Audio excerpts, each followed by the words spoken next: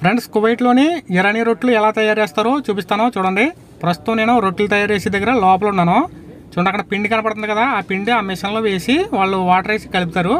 అందులోని అది రుబ్బురోల్ లాంటిది అనమాట. అక్కడ అందులో ఆ పెద్ద మిషన్లో వేసి కలుపుతారు.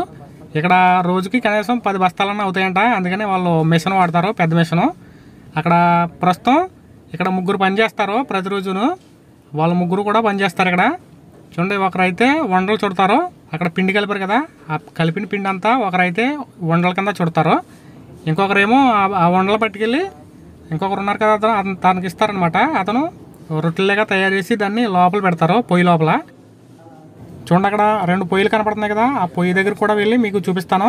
ప్రస్తుతం నేనైతే ఇక్కడ పిండి బస్తాల దగ్గర ఉన్నాను. పిండి ఎలా కలుపుతారనేది చూస్తున్నాను.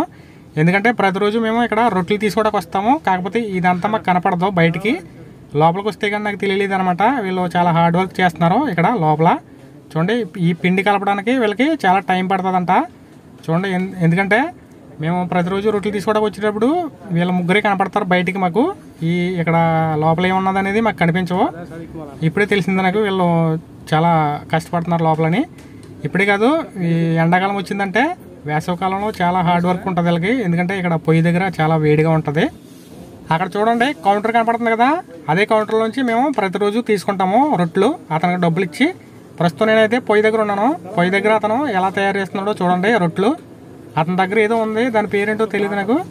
అది రొట్టు దాని మీద ఎట్టి దాన్ని సాగదీసిన తర్వాత తను పొయ్యిలో లోపల అంటిస్తాడనమాట. నేను ప్రస్తుతం నాకు ఇప్పుడే తెలిసింది ఇది లోపల ఎలా, పొయ్యి లోపల ఎలా పెడతారనేది.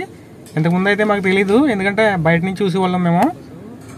ప్రస్తుతం అయితే నేను లోపల ఉన్నాను కాబట్టి ఇప్పుడు మీకు క్లియర్గా చూపిస్తాను. చూడండి, అతను రొట్టు దాని ద్వారా చేసిన తర్వాత అక్కడ ఒక ముఖద్ద టైప్లో ఉంది కదా, దాని మీద పెట్టి ఆ పొయ్యి లోపల అంటిస్తాడనమాట. పక్కల్ని సైడ్ని చూడండి, ఆ సైడ్ని అంటిస్తున్నాడు.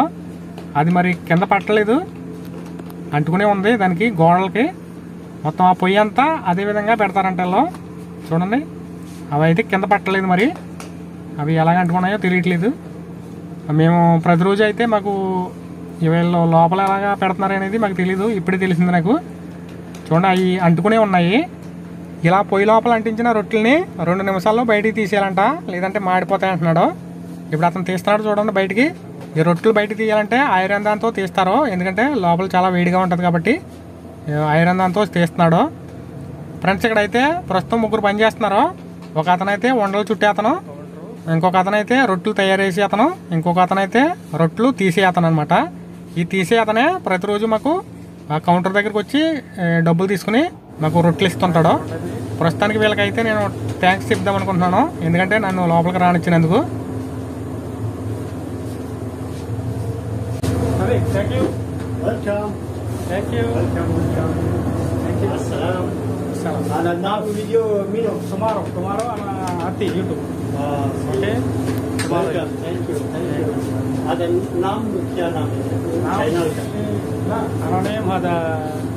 ఫ్రెండ్స్, తనైతే నీ యూట్యూబ్ ఛానల్ పేరేంటి, ఏ యూట్యూబ్ ఛానల్ పెడతావు ఈ వీడియో అని అడిగాడు.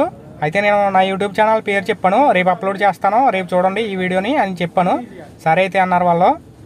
ఓకే ఫ్రెండ్స్, ఇప్పుడు నేను బయటకు వచ్చేసాను కౌంటర్ దగ్గరికి. కౌంటర్ దగ్గర నుంచి చూస్తే ఈ విధంగా కనపడుతుంది. లోపల ఉన్నవన్నీ మనకి బయటికి కనిపించమన్నమాట. ప్రస్తుతం అయితే నేను నాకు కావాల్సిన రొట్టెలు తీసుకున్నాను. ఫ్రెండ్స్, వీడియో ఎలా ఉందో కామెంట్లో రాయండి, ఇంకా లైక్ చేయండి.